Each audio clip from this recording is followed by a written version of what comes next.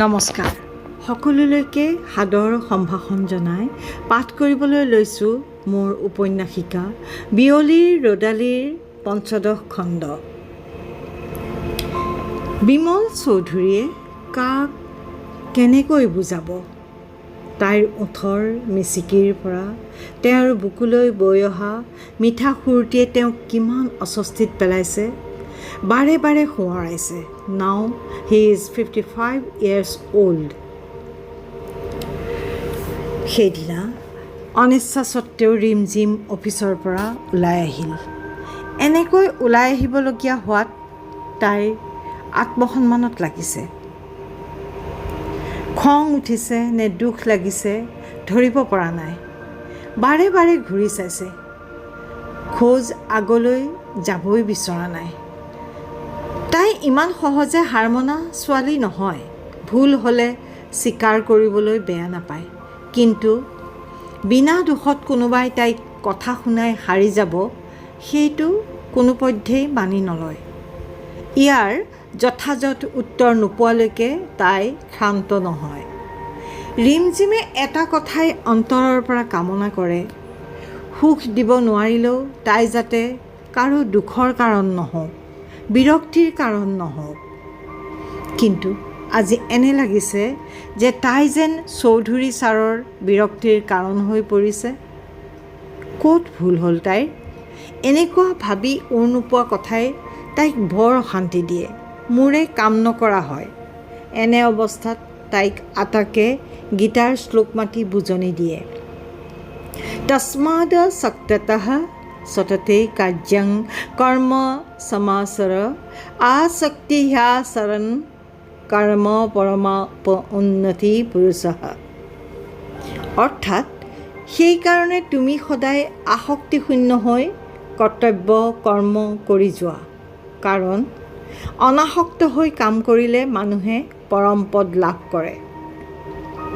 পৰম পদ অথবা প্ৰশংসা কোনোটোৰেই তাই লোভী নহয়। কিন্তু ধিক্কাৰটোতো তাইৰ প্ৰাপ্য নহয় নে? তাইৰ কাম কাজত ছাৰে স্বাৰ্থ দেখা পাইছে নে তাইৰ প্ৰয়োজনতকৈ বেছি কিবা কৰিছে যিটো তাইৰ কামৰ আওতাৰ ভিতৰত নপৰে? হ'বও পাৰে এজন সফল ব্যৱসায়ী হিচাপে ছাৰ বহু অভিজ্ঞ, বহু অনুভৱী। তথাপি ৰিমঝিমে সকলো বুজে, আৰু বুজে বাবেই সমালোচনাৰে খুচি কাটি নিজকেই থকা সৰকা কৰে। সৰু সৰু দুখৰ কাৰণতেই হৃদয় ৰক্তাক্ত হয়। ক'ৰবাত পঢ়িছিল, সৰু সৰু সুৰুঙাৰে সুখ সৰকি যায়। তাইক খৰকৈ খোজ দিলে আই আৰু আটাকৰ মৰমৰ ছাঁত জিৰাবলৈ। তাইৰ এই মানসিক দ্বন্দ্ব কেৱল তেওঁলোকেহে বুজি পাব। এনেয়ে চৌধুৰী ছাৰক বেছ মৰমীয়াল যেন লাগে, কিন্তু যেতিয়া গৰজে একেবাৰে ৰাক্ষস যেন লাগে। ভাৱ হয় জ্বালামুখীৰ দৰে বাহিৰত শান্ত থাকি ভিতৰি উত্তপ্ত লাভা বহন কৰিছে। সুৰুঙা পালেই গৰজি ওলাই আহে। ৰাক্ষস। তাইৰ ৰূপকথাৰ নায়ক আয়ে সাধু কৈছিল। চুমু আৰু তাইক দুফালে দুজনী বহুৱাই ৰাক্ষস আৰু ৰাজকুমাৰীৰ সাধু, চিলনীৰ জীয়েকৰ সাধু। তাই বুজিছিল ৰাক্ষসবোৰ আচলতে শাপভস্ত ৰাজকুমাৰহে অথবা স্বৰ্গচ্যুত দেৱতাহে। সুন্দৰী ৰাজকুমাৰীয়ে মৰমেৰে সাৱটি ধৰিলেই সাপ খণ্ডন হৈ আকৌ আগৰ ৰূপ ঘূৰাই পায়। তাইৰ প্ৰিয় সাধু আছিল গোলাপ বাগিচাৰ ৰাক্ষস আৰু সুন্দৰী ৰাজকুমাৰীৰ সাধুটো। কিমান দিন তাই সপোনতে গাৰুটোকে সাৱটি ৰাক্ষসক মৰম দিবলৈ চেষ্টা কৰিছিল। চকুপানীত গাৰু তিতি যায়। আয়েকে ৰিমঝিমক সাধু ক'বলৈ অসুবিধা নোপোৱা নহয়। সাধু আগবঢ়িবলৈকে নাপায়। তাইৰ প্ৰশ্নৰ উপৰি প্ৰশ্ন। আই, ৰাক্ষস যদি সঁচাকৈ ৰাক্ষস হয়, সাৱটি ধৰোঁতে যদি ৰাজকুমাৰীক খাই পেলায়? মাকে হাঁহি মাৰি কয়, আকৰি, ৰাজকুমাৰী তোৰ নিচিনা বুৰ্বক নহয় নহয়। তাইও সোধে, নহয় আই, ৰাজকুমাৰীয়ে কেনেকৈ চিনি পাব সাপৰ ভস্ত ৰাজকুমাৰক? তেতিয়া আয়েকে মৰমেৰে কয়, একেবাৰে সহজো ৰাক্ষসৰ ৰূপত থাকিলেও ৰাজকুমাৰে কেৱল তাইৰ চকুলৈ চাব, দেহৰ অন্য অংশলৈ নহয়। তাই অবাক হৈ সোধে, কিয় আই?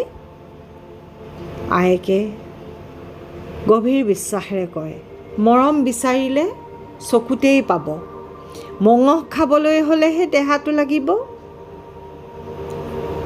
তাই বুজা নুবুজাৰ মাজেৰে ক'লে, হয় নেকি আই? তাৰমানে আচল ৰাক্ষসে চকুলৈ চাব নোৱাৰে। আজিও ৰিমঝিমে ভাল মানুহ বেয়া মানুহ চিনি পোৱাৰ এচিড টেষ্ট হিচাপে আইৰ সেই ফৰ্মুলাটোকে মানি আহিছে। CGMCত প্ৰথম ভৰি থোৱাৰ দিনাই তাই চৌধুৰী ছাৰৰ চকুৰ আগত পৰিছিল। সেইদিনাৰ পৰা এই পৰ্যন্ত ছাৰৰ চকুত তাইৰ চকুৰ প্ৰতিফলনহে দেখিছে, দেহৰ নহয়। সেইবাবেই চাকৈ তাই গালি খোৱাৰ পাছতো নিমাত হৈ আছে। অন্যথা গালি খাই মনে মনে থকা ছোৱালী তাই নহয়, একেবাৰে ৰণচণ্ডী, আটাকৰ ভাষাত দুৰ্গা গোসানী।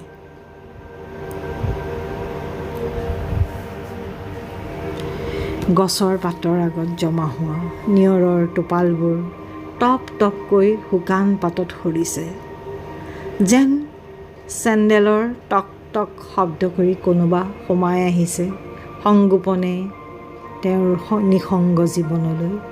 নিৰ্জনতা প্ৰিয় হ'লেও নিসংগতা কাৰো কাম্য নহয়। এতিয়া চৌধুৰীয়েও আশা কৰিছে তেওঁৰ নিসংগ জীৱনলৈও কোনোবা আহক, স্নিগ্ধ শেৱালি হৈ। কাৰোবাক বুকুৰ উমেৰে জীপাল কৰি তুলিবলৈ তেওঁ কামনা কৰে। ক্ষণিকৰ আশাবোৰ কৰ্পূৰৰ দৰে উৰি গৈ এটি কজলা হুমুনিয়া হৈ সৰে তেওঁৰ বুকুত। কৈশোৰতে পিতৃ মাতৃক হেৰুৱাই দুমুঠি খাই জীয়াই থাকিবলৈ দৌৰোঁতে কেতিয়া যে যৌৱনে বিদায় ল'লে গমকে নাপালে। নিজৰ কথা ভাবিবলৈ অৱকাশেই নাছিল। কানুখুৰাৰো তাৰ লগত লাগি থাকোঁতেই তালু ওলাল। কোনোবাই বিয়া কিয় নকৰালা বুলি সুধিলে কয়, আই নাথাকিলে বোৱাৰী কোনে গোটায়, কাউৰী নহ'লে ৰাতি কেনেকৈ পুৱায়। ঠিকেই, মা বা দেউতা এজন থকা হ'লেও জীৱনটো ইয়াতকৈ বহুত বেলেগ হ'লহেঁতেন।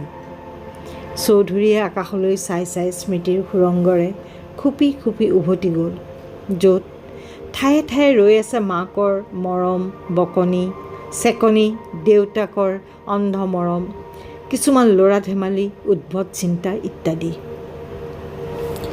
ঠিক ক্লাছ 6ত থাকোঁতে বিমল চৌধুৰীৰ ৰবিনছন ক্ৰুছ' হোৱাৰ ইচ্ছা হৈছিল। নিৰ্জন দ্বীপত মনৰ হেঁপাহেৰে থাকিব, ৰাতি ৰাতি সাগৰৰ গৰ্জন শুনি শুব, শিলগুটিত শিলগুটি ঘঁহাই জুই জ্বলাব ইত্যাদি। কিমান যে ফূৰ্তি হ'ব। সেই শিলগুটি ঘঁহাই জুই জ্বলোৱাৰ অভ্যাসটো ঘৰতে কৰি মাকৰ কাণচেপাও খাইছে বহুবাৰ। ক্ৰছৰ অনুগামী হোৱাৰ লাভ এটা নিশ্চয়কৈ হৈছে তেওঁৰ জীৱনত। যিকোনো অসুবিধাকে সুবিধালৈ ৰূপান্তৰ কৰাৰ ধাৰণাটো ক্ৰুছৰে অৱদান, যিটো শিক্ষাই তেওঁক আজিও সহায় কৰি আহিছে। ৰাতি বহুত হ'ল, IB লৈ ঘূৰি যোৱাটোৱে ভাল হ'ব বুলি ভাবিলে চৌধুৰীয়ে। যদিও কণমানি জুৰিটিৰ পাৰৰ জোনাকৰ মেলাখন এৰি যাবলৈ তেওঁৰ অলপো মন যোৱা নাই, কিন্তু IB ৰখীয়া সেই নিৰীহ মানুহহালক অযথা চিন্তাত পেলাবলৈ মন নগ'ল তেওঁৰ। গৰাটোৱেদি আলিলৈ উঠিবলৈ গৈ তেওঁ উজুটিত থমকি ৰ'ল। হঠাতে এনে লাগিল ৰিমঝিমে উভতি চাইছে তেওঁলৈ। এই ঘটনাটো প্ৰায়েই ঘটে। তেওঁৰ প্ৰতিটো অসাৱধানতাকে তাই যেন লক্ষ্য কৰি থাকে।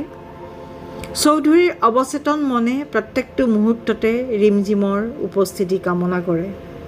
আগৰ দৰে তাই CGMCত সোমোৱালৈ তেওঁ বাট চাই নাথাকে। তাইৰ উপস্থিতি তেওঁ নেদেখাকৈয়ে অনুভৱ কৰিব পাৰে। বতাহেও যেন কাণে কাণে তাইৰ অহাৰ বাতৰি দি যায়। চৌধুৰীয়ে উচিত অনুচিত সকলো বুজে, চিনি পায় বয়সৰ লক্ষণ ৰেখা, কিন্তু মনটো বুজনি নামানে। সেয়ে বাৰে বাৰে পিন্ধি ল'ব লাগে কৰ্কশতাৰ মুখা। ৰিমঝিমে একাউণ্টছৰ ফাইলটোত কি বিসংগতি দেখা পাইছে তাই নোকোৱাকৈয়ে চৌধুৰীয়ে গম পাইছে। উত্তৰটো দিবলৈও তেওঁৰ কোনো অসুবিধা নাই।